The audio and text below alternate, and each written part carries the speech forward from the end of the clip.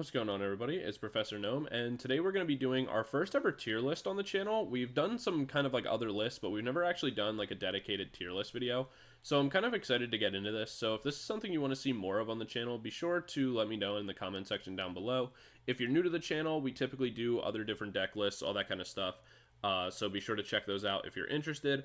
But if you'd also want, we have a community Discord down in the description, and there will be a link to a community Discord tournament that's happening on Saturday at 6:30 p.m. EST. It's completely free to enter. There's no form of entry fee or anything like that, and there are prizes. So if you're interested, feel free to join into that as well.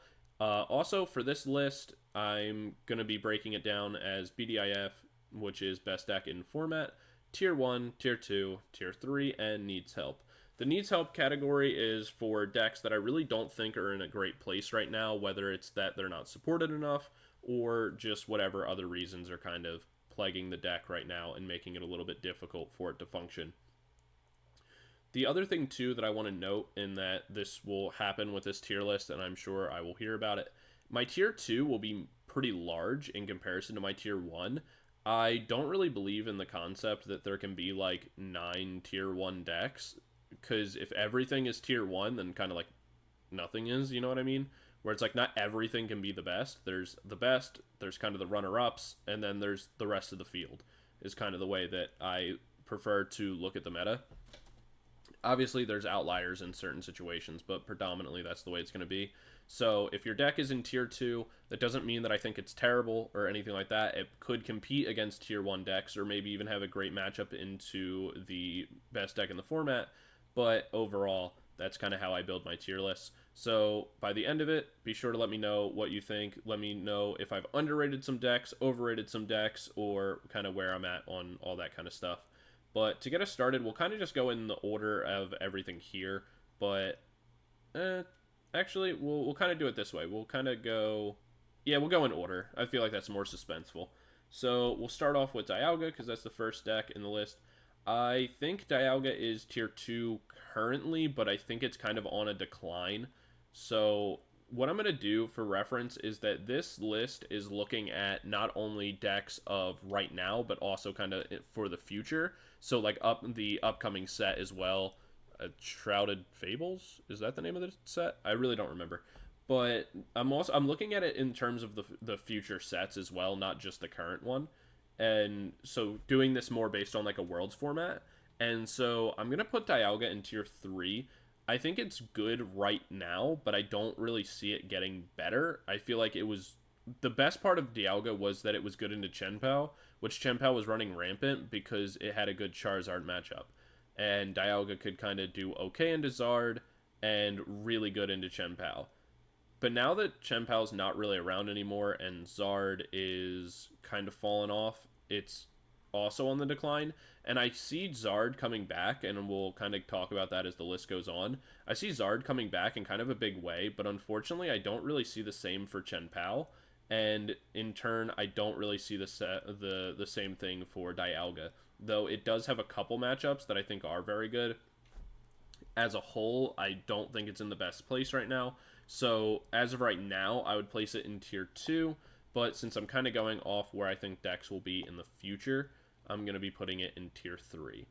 As for Arceus decks, I'm putting them in needs help. I don't see a way that this deck gets a lot better as the future and time goes on. I think they play a little bit too slowly and also don't get themselves into enough kind of like boss monsters, to use a Yu-Gi-Oh term.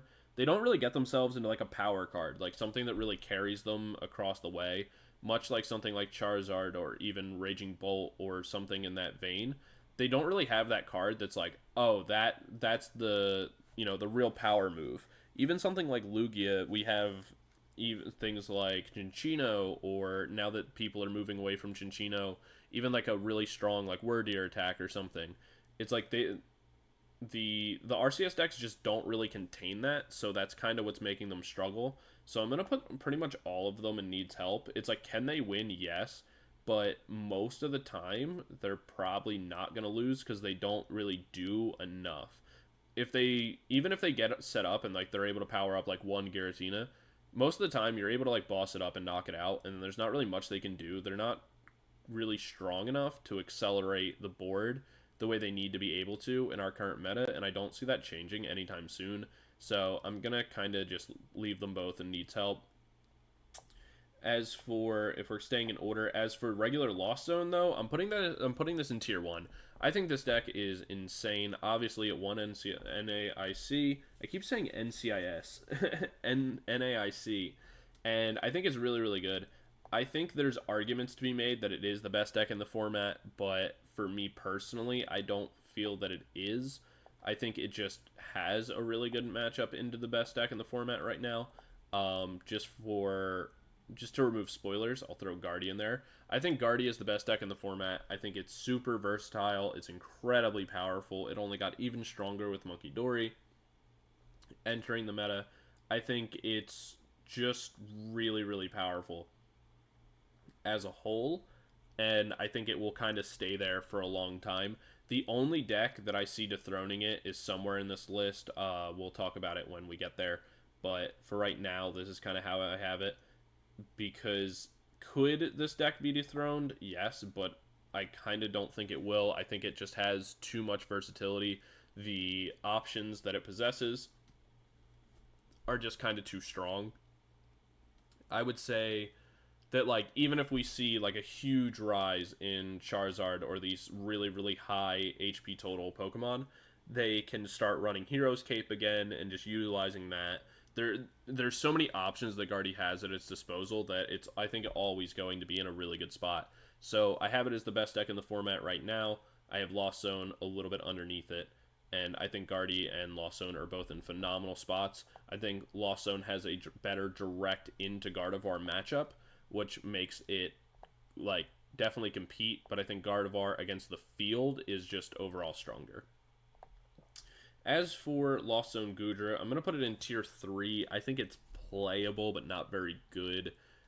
The biggest issue with Goodra is that its ability after it attacks to resist damage doesn't really matter when we have things like Prime Catcher, Boss, Counter Catcher, all that kind of stuff just to get it out of the active, take other like knockouts. It also, most decks now don't really even care about how much it heals. We can kind of get past it with a lot of different decks or kind of mitigate the damage since it's also only doing 200, which just isn't enough right now if you're not doing something more. So I don't think Goodra's in the best place right now. It doesn't really synergize with anything too much either. Going into another Lost Zone variant though, I think Lost Zone Dracopult is really really good. I would say it's going to end up the best way to play Dracopult. Right now, in our current format and meta, I would say that Dracopult with Pidgeot is the best way to play it, but as time goes on, I think that, and I could be wrong about this, but I think that Dracopult with Lost Zone is just going to become incredibly powerful, like probably one of the best ways to play the deck once everybody kind of figures it out more and kind of finishes labbing it. I think it's going to be in a really good position and just overall really powerful. So I'm going to put that there in tier 1 for now, but I think, could it move up? Yes. I think that Dracopult is really good, but will probably always stay in this tier 1 range. I don't think it's going to become like the best deck in the format like we all kind of thought it would on release. Looking at Giratina Lost Zone is a hard one for me because like I don't think it's that great anymore. I think it's just kind of been like the passage of time has just made it worse, since it doesn't have the ability to one-shot the things it needs to once you Star Requiem. Like, once you use your V-Star power, you don't one-shot Dracopult, you don't one-shot You don't one-shot Charizard, you don't one-shot Guardy, you don't one-shot pretty much, like, if you were playing Raging Bolt and this deck started to become more and more popular, you would just start running like booster energy capsules to make sure you couldn't be one shot on your Raging Bolts. So I think it's tier 2. Like, it's definitely playable since the Lost Zone engine is just so powerful and Giratina is just a better... I'm going to make it tier 3, but I'm going to make it the best tier 3. I think that's fair. For Hisuian Zoroark, that deck needs help. It's not very good. I don't think it really even... I'm struggling to even think of what support could make it better. There's definitely some decks that I've seen that run it with, like, Frostlass, but even then, I just don't think it's good enough to really compete with, like, any of these other decks. I think it would struggle even into these tier 3 decks, let alone something like being able to, like, it may actually have a good Lost Zone matchup if it's playing Frostlass, but that's just because of, like, being able to abuse Comfey, less than, like, actually being a good deck. Like, it just has, like, that one niche, but into everything else, I think it would just probably lose straight up. It just could potentially be good into, like fighting the Lost Zone engine more than anything else. But I would say it needs help. It's definitely struggling, not in a great place right now, and I don't think it's really going to get into a better place as time goes on. Looking at Pidgeot Control, that's going to be our first tier 2 deck. I think this deck is really strong and is only going to get better. We've seen with things like Accompanying Flute and stuff like that the Pokemon Company wants Control to be a viable strategy, and it's definitely in a great place right now. I think Pidgeot Control is super versatile and very strong. The main issue is that you can definitely struggle as not against the decks themselves, but more as, like, players get better. One of the things that's the problem for Pidgeot Control is, like, and this is for all control decks, as people know the deck and understand, like, what your win con is, and which will happen at, like, higher level events, then, which, mind you, this is what this tier list is for.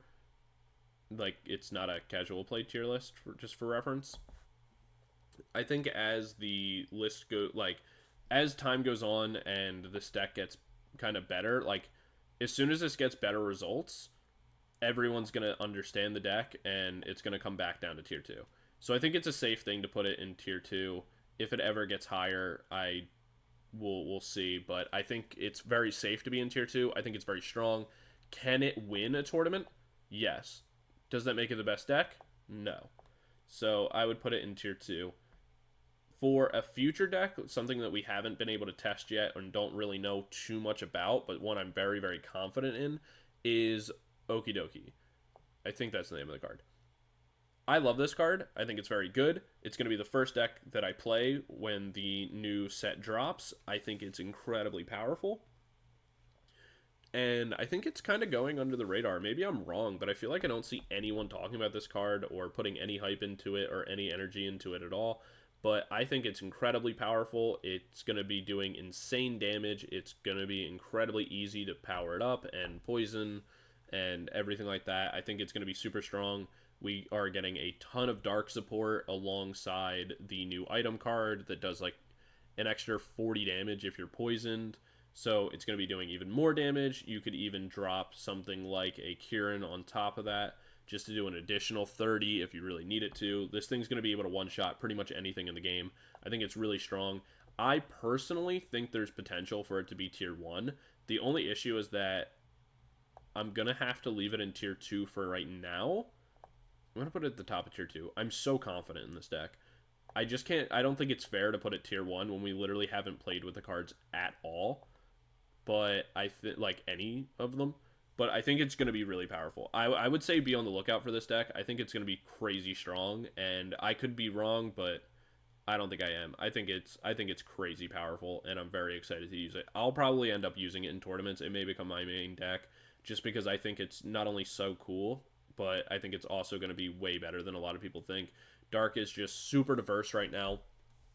Access to Dark Patch is just crazy strong. You could probably run, like, Darkrai V-Star with it, make it even better. Like, you can probably run this. You run it with, let's say, like, Prime Catcher. You Prime Catcher it up. So you can use whatever you want to power it up, whether that's just manually attaching to it. You throw some Dark Patches on it. You Prime Catcher it into the active. You can make a new one. You can reset with your Darkrai V-Star, get your Prime Catcher back. I think this thing is going to be crazy with how powerful it is. And I could be wrong, but I think it's going to be really good. I'm putting it at the top of Tier 2, and we'll just have to wait and see. But if it is crazy and becomes like a Tier 1 deck, you heard it here first. I called it. Much like when I called Chen Pao was going to be really good after like post-rotation, and everybody said I was crazy, and I was right. So when it comes to Dracopult with Xatu, I'm going to put Dracopult Xatu into Tier 2. I don't think it's the best way to play it. Personally, I think the Pidgeot engine for Dracopult is just better. But Xatu's still very good, and so I think you have to put it in Tier 2. Dracopult's just way too good of a card that you can pretty much pair it with anything, and it would be Tier 2. It's just super strong. Is it the best card in the format like we thought it would be when Twilight Masquerade was coming out? No, but I still think it's very strong. But it's going to be at the bottom of Tier 2 for now, just because I don't think Xatu's as strong of a pairing as it once was. Lost Zone Charizard is very good. I'm going to drop that into the top of Tier 2 behind Monkey Dory. Or, not Monkey Dory, Okie Dokie. I think that Lost Zone Charizard's really strong, or like really strong. I think it's kind of underrated right now, honestly. I think it's like a really good Charizard list. It's just not the best Charizard list, and that's kind of holding it back as a whole. I think, actually, since we have the other Charizard lists right here, we'll kind of pull those up. We're going to look at it like this. I think that the Charizard Dusknoir deck is going to become... It's going to be Tier 1. It could potentially be the best deck in the format. Potentially.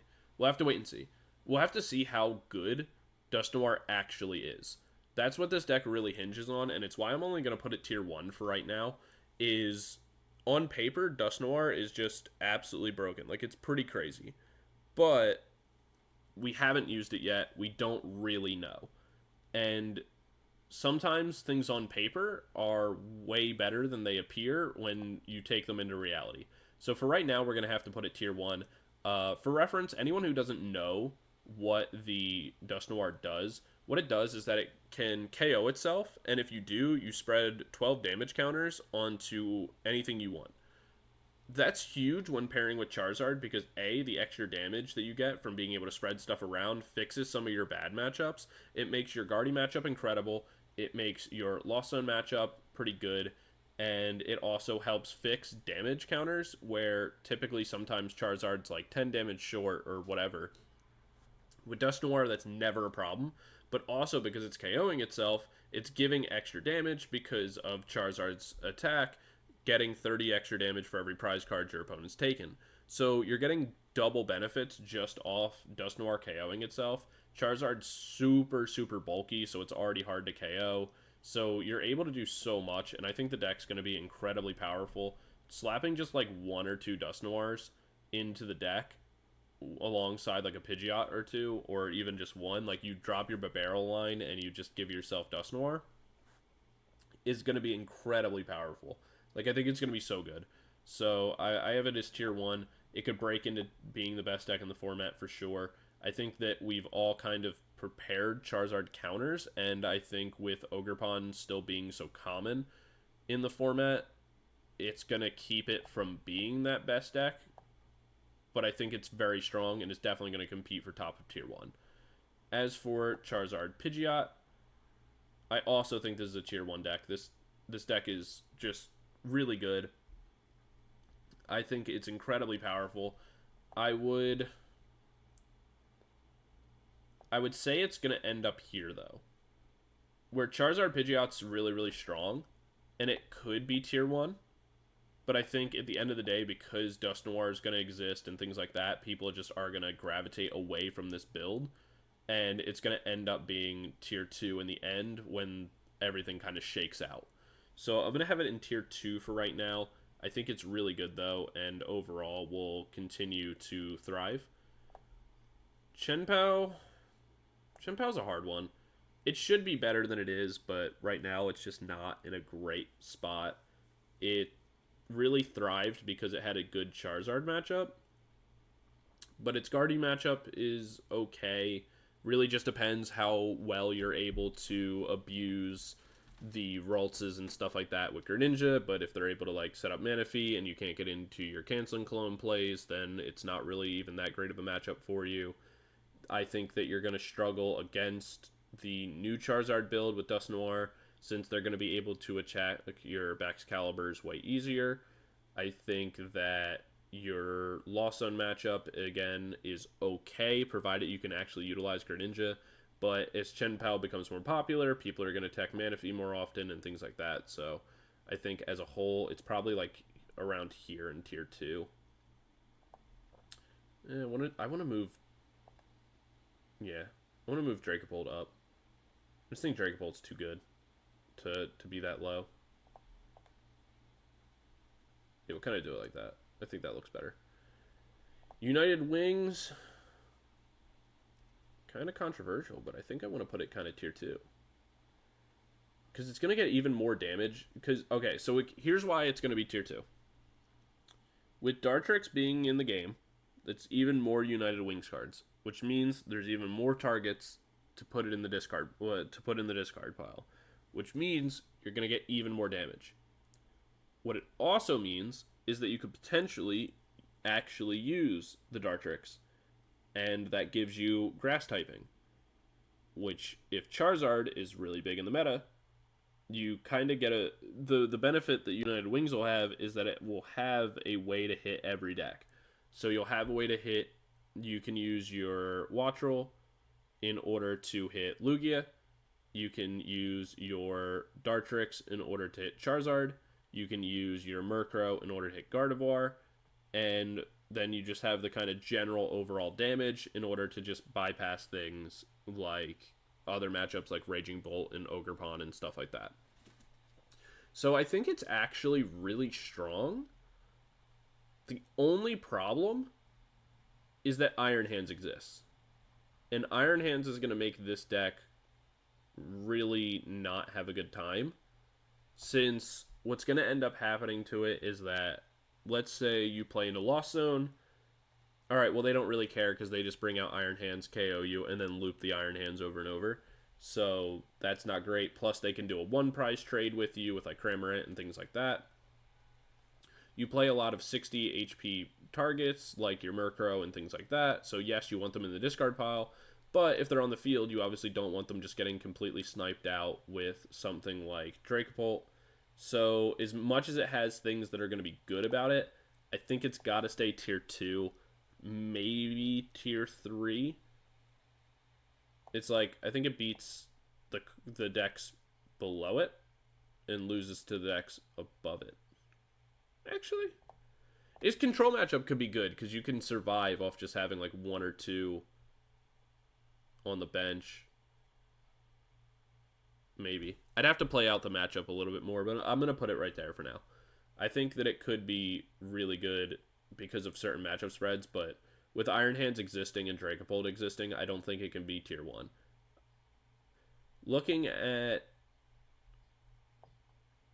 Where did that go? Went into tier 1. Looking at the Roaring Moon EX and Squawkabilly deck, I think it's really cool. I just don't think it's good enough right now. I'd put it at tier 3 with the ability to like randomly pop off. Where it's like, it got top 8 at a recent event. I don't think it's very good, but it has the ability to just be good, if that makes sense. Where it's like, if you're running hot one day playing it, it could become tier 1 randomly on that day. But as a whole, it's tier 3. And I think that's kind of fair. Looking at Gholdengo, I put Gholdengo at like the bottom of tier 2, maybe? Like, it's a fine deck, and having the ability to like utilize Greninja and stuff like that is like kind of cool. But I put it at the top of tier 3. Gholdengo kind of struggles right now. HP, like, it can do infinite damage, quote unquote, but having it only do 50 damage per discard makes it kind of rough. It doesn't really synergize very well with Hyper Roma is pretty much the only ace spec it like synergizes with.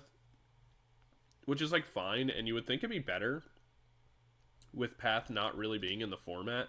But as a whole, I really just don't think Gholdengo's in the best spot right now. It also doesn't. The biggest problem with Gholdengo is it doesn't really benefit from a partner Pokemon as well as a lot of other decks do. Where Gholdengo can partner with like Palkia or something like that, but like that, and like that's good, but it's just not great. Like it just doesn't do enough to really carry it into these upper echelons. So I'd put it like I think I want to do like that.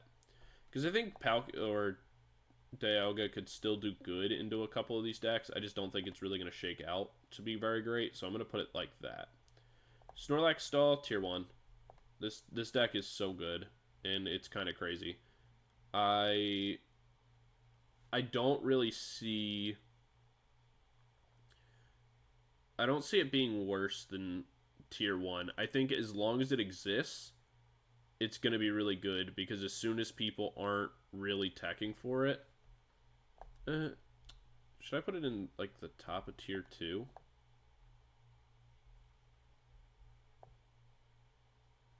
No. I'm going to have it tier 1. I think Snorlax Stall is just really, really good. I think it has the ability to just kind of pop off. People don't respect it as much as they should. And it's just going to continue to be really, really powerful. I don't really think there's... yeah, I think it's definitely, at bare minimum, the best control deck in the format. So I would overall, I think it deserves tier 1. Same thing with like Raging Bolt. I would say it's... do I want to put Raging Bolt down into tier 2? I think I do. And the main reason for that is that Raging Bolt, though, right now is really powerful. We can see that it's already, like, not getting the results that it should. And maybe with the comeback of Charizard, that will change, because then it'll actually be able to get, like, attacks off with Ogerpon and be useful. But we can already see, like, the decline in this deck. It loses to Guardy most times. It has an okay Lost Zone matchup. I think it's going to lose to Charizard Dusknoir. It can really struggle into Stall if they're not extremely careful. So, yeah, I'd place it at tier 2. Like, right now, like, if I was doing the list right now, I'd probably put it, like, right here. And then, like, this would obviously not exist. So it would kind of look like that. But if I'm doing it with, like, the future in mind, I think it's going to fall to tier 2. On the other hand, I think Regidrago, this deck is going to be tier 1. I actually think it's going to end up, like, right here. And the whole reason for that is the new Kyurem card. The new Kyurem card that is going to make this deck pretty much ridiculous into Lost Zone. Because if your opponent has any Colress cards in their discard pile, so like Colress Experiment, the main card that makes their deck function, you get to do 100 damage like 3 times or something like that. It's like 2 or 3 times onto like their bench, which means you're sniping out like triple Comfey instantaneously. And that's just game breaking against Lost Zone. Like, it's a perfect Lost Zone counter that you just get to have in your deck whenever you want. And with the prevalence of Lost Zone, and not only just in the direct Lost Zone matchup, but you have to remember that, like, Lost Zone Dracopult's going to be picking up, Lost Zone Charizard, all the different Lost Zone variants are just going to straight up lose. So you can't play those. Its Gardevoir matchup isn't that bad, and its matchup into Stall is also not inherently terrible most of the time. Its matchup into Raging Bolt isn't that bad either. So I think this deck is actually going to be, like, really, really powerful, and I don't see it falling out of tier 1. Like, I think this deck is really, really, really powerful. Lugia, gonna put top 2. I don't know, Lugia is so strong. I'm gonna put it right there. Yeah, I think that's fair. Lugia is just so powerful. It's been around forever. I don't think it's going anywhere. The main thing is, like, Because of that, I want to put Miraidon in tier 1 too. But the problem is, like, Miraidon's iffy for me. Because in theory, because of its access to Iron Hands and how strong it is, it's really good into a lot of these matchups. But it weirdly, like, it loses to almost everything below it. which is like kind of odd. Where it's like, it's really good into all of this, and it's really bad into almost all of this. Which is weird. So I'm gonna leave it tier 2, because we kind of gotta, like, again, prep for the future. I think Guardy Banette is tier 3. This deck is not that great. I think Gouging Fire needs help right now. It's not in the best. Like, at least Banette Guardy has the Guardy engine, so, like, it can survive and do well, but it's just not good. Like, Banette's just not good enough right now. I think Future Hands, tier 2. This deck is really good. Just, honestly, it's not really even the deck. It's just Iron Hands being really good. And then also, again, like, if Charizard becomes super prevalent, then it gets the ability to just go and start using things like Iron Leafs and things like that. So I think it's going to end up being really good. We're going to see...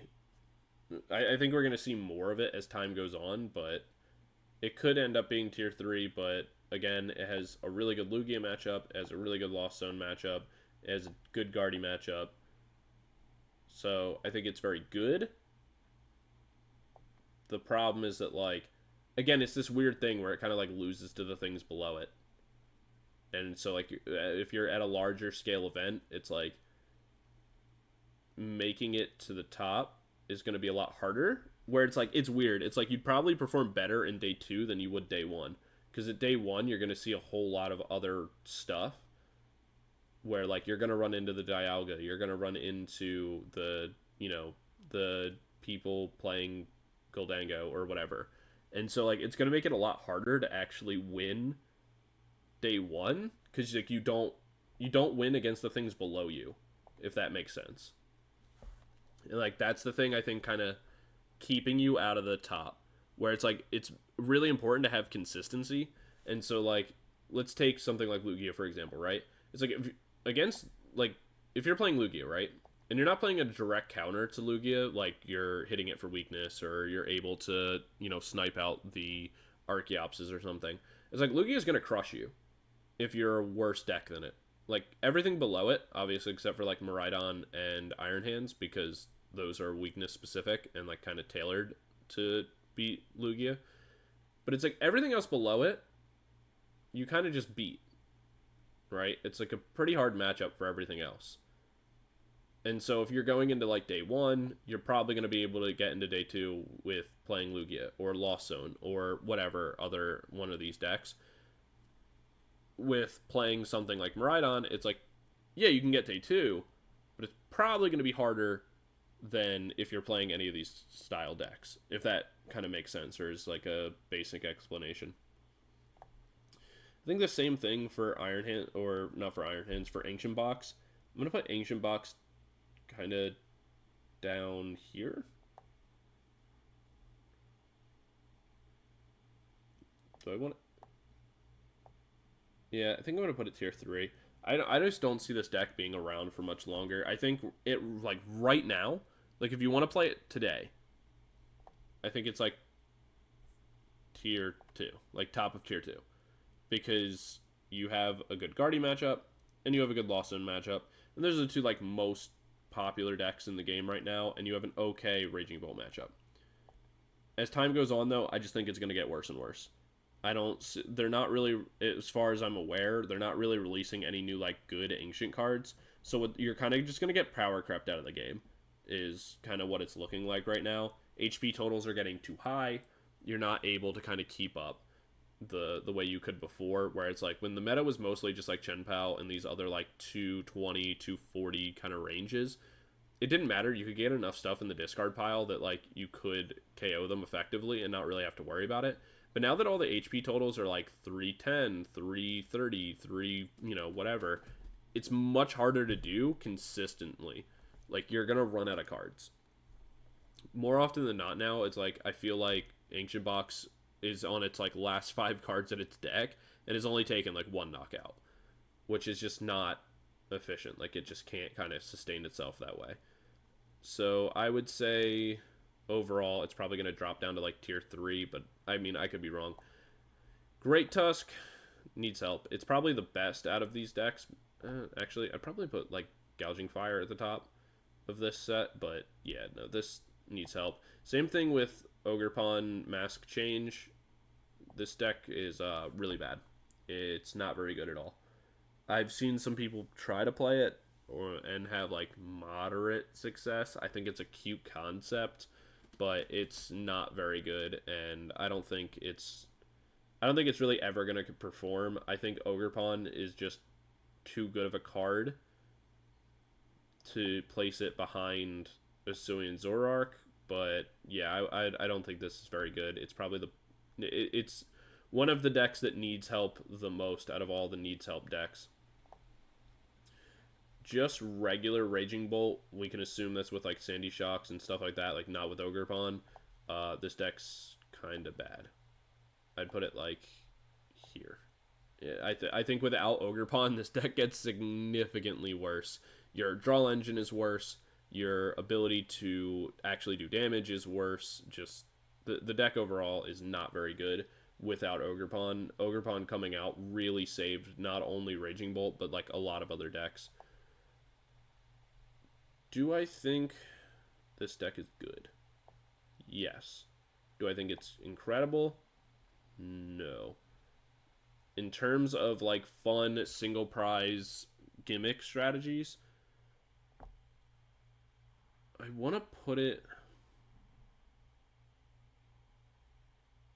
I'm going to put it behind United Wings.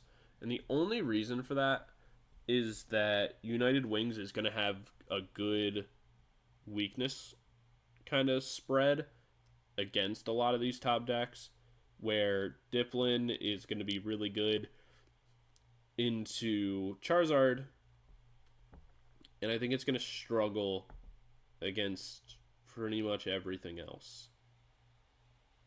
I don't see it having a great I don't know what it's. No, its Lost Zone matchup wouldn't be good either, because it's just going to get hands to death. Would it have an okay Guardy matchup? Maybe. On paper, I want to say yes, but I kind of don't think it would. And it doesn't really match up that great into, like, a lot of things above it. I'd put it, like, here. Like, it could definitely do okay. I just don't see it, like, winning an event. You could, like, win a locals or something with it, for sure, but I think, like, if you're looking at, like, world standard, I don't think could this deck make day 2? Maybe. But I don't think it's going to do much better than that. It's, especially too, one of the other things that's going to really hurt this deck is that one of the things is, like, it needs its stadium card to work. And that's, like, the other thing. Like, Lost Zone already plays, like, 4 Lost Vacuum. So they're just going to vacuum away all your stadiums, and then you just lose the game.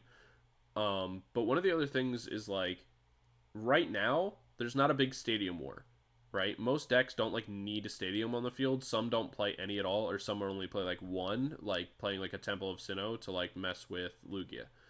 Which is also important. You're not able to play because you need your stadium out. You're not able to play the other cards that kind of, like, help benefit you. Like, you can't play Tool Jammer to kind of disrupt Guardy and other decks.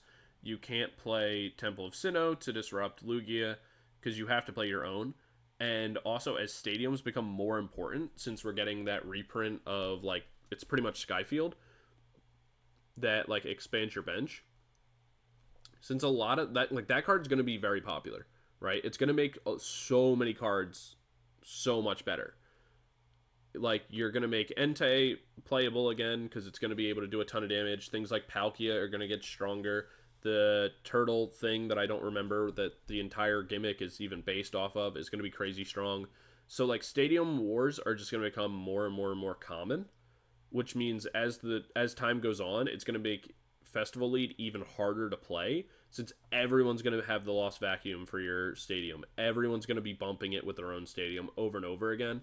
And unless they give you a way to recycle your stadiums and keep replacing them every turn, you're just not going to be able to keep it out. And if they bump 4 of them, like just doing 1 per turn, which won't even be that hard to do, you're then just like out of the game. Like your deck doesn't function, which is obviously not ideal. So I think it's like,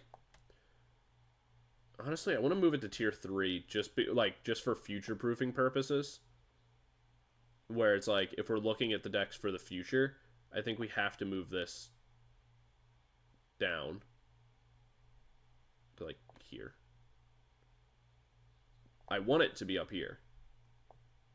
Because like, if I was going off like where the deck is right this very second, I would honestly put it like right here. Like it's pretty good. But I think actually I'm going to move it down to tier 3 specifically because of the future. Like it's just not going to be able to function. If I'm wrong, I'd honestly be happy. But I really don't think I am, and I don't think it's going to function for the future.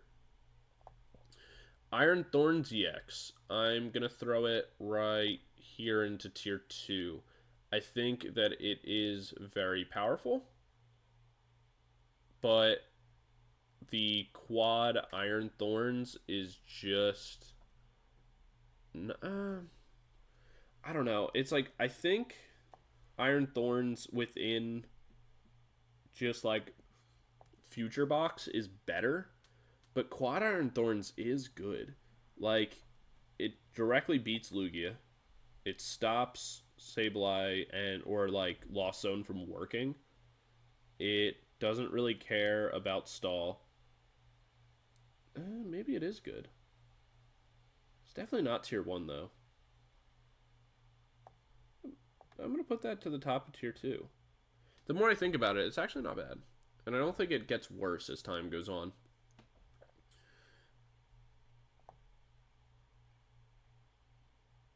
I'm going to do it like that. I think this is fine.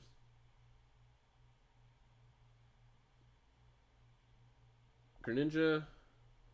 Man, I love this deck, but Greninja's struggling right now. I'm going to put it right here. Right here. There we go. Greninja's like mid tier 2. It's just struggling right now. One of the biggest problems for Greninja is that you lose to Gardevoir so hard because you get hit by weakness. You lose because most people run 1 copy of Mew, and if they can get it powered up, then you just lose because it hits you for weakness, and then it gets to search any card at once because it's copying your attack. So if your opponent has Mew and can power it up at all, it's a huge problem for you. Its spread damage is really good. Obviously, playing it with Frostlass makes it a little bit easier. So like your Lost Zone matchup can be okay, since you're able to get Frostlass out and then use the Mirage Barrage in order to like get snipes. But as a whole, it doesn't perform well enough. It's a little bit too slow. I don't know. I want Greninja to be a lot better, and I really liked it for a long time. But the other thing too is like it's really just its typing. If it wasn't a fighting type, it would be really good. Unfortunately, it is, because you hit Lugia for resistance.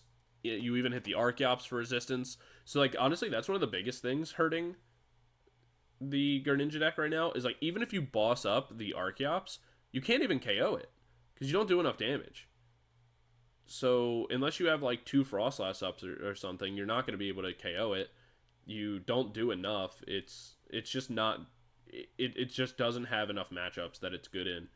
Is really its biggest weakness right now, and I think it's going to struggle even into something like Charizard. I think that Charizard Dust Noir is just going to be better than it. I think that obviously like its one-on-one matchup into like Miraidon is fantastic, but that's just not enough. I think that I'd make it mid tier 2. Can it perform? Yes. It's can definitely pub stomp a lot of the decks below it. But yeah, I don't think it can go much higher than this unless it gets like some sort of new support. I really wish it wasn't fighting type. Like, I don't know what other type it could be, but if it was a different type, I think it would be so good. Like, imagine if they made it grass type for some reason. That would have been crazy cool. Even if they made it dark type wouldn't be that bad either. Like, I feel like that would be fine. But fighting is just... Fighting as a whole is not in a good place right now. Like, there's, like, no good fighting cards. Like, if you look at this entire list, like, nothing is fighting. Because that type has, like, no good support. You even get, like, the only, like, good supporting card for that is, like, Gutsy Pickaxe and Grant. There's, like, nothing good about it. We'll go with Dragapult Charizard and kind of, like, that triple Dragapult Charizard Pidgeot build. I think that's pretty good. I'll put that there. This should be higher. Where do... Put that there. Does that look right to me? Pidgeot control should be higher.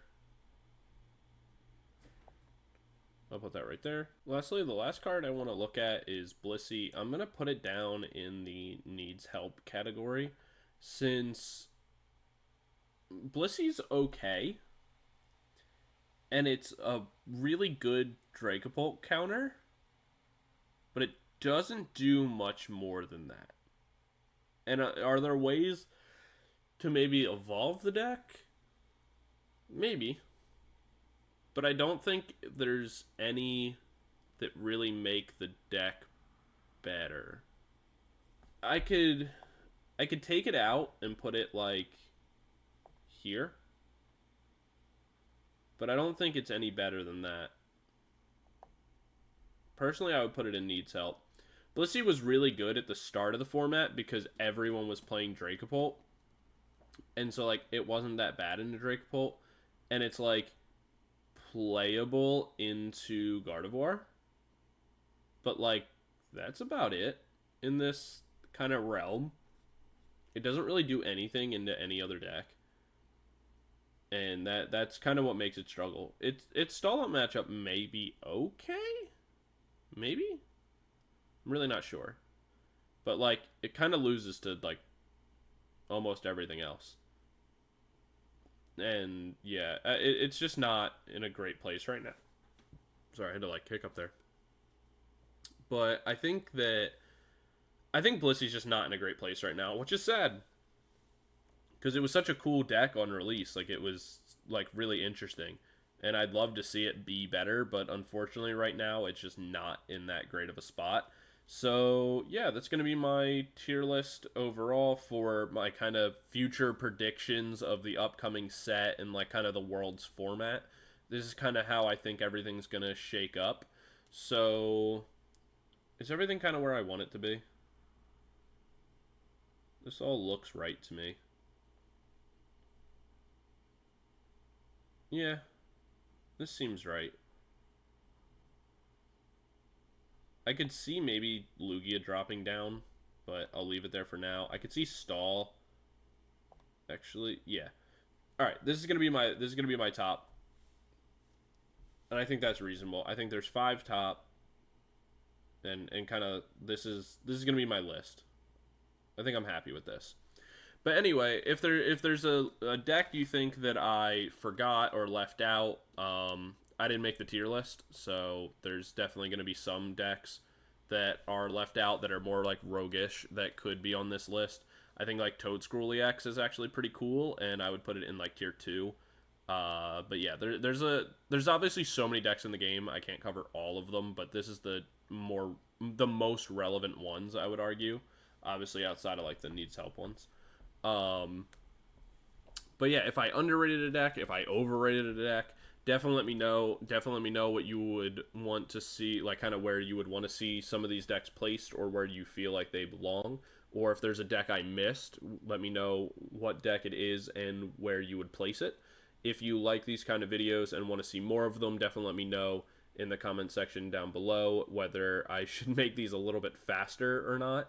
I wanted to give kind of like a reasoning for all my placements, so this video is going to be a little long, but I could definitely just do like a faster version of this if that would be preferred. we haven't really done these on the channel before, so I kind of want to test it out a little bit more. But yeah, definitely let me know if you want to see more tier list style videos on the channel and all that kind of stuff. And yeah, I'll see you guys in the next video. Be sure to like, comment, subscribe, all that kind of stuff, and let me know what you want to see next on the channel. I think the next deck coming out is going to probably be Lugia, because we're doing a meta kind of run right now where we're doing some of the best meta decks in the game right now, just before the end of the current season, which is in like another, I think, like a week. So just to help everybody get whatever rank they're trying to climb to, I'm kind of covering some of the best decks in the format right now. So if that's interesting to you, definitely check it out. If not, and you want to see some wacky builds, I have a Venusaur deck that's been really fun and stuff like that. So be on the lookout for those as well. Like I said, join the community Discord and the community Discord tournament. All those are free to enter and enjoy. So be sure to check those out. And I will see you guys all in the next video. Thank you guys so much for watching. Peace.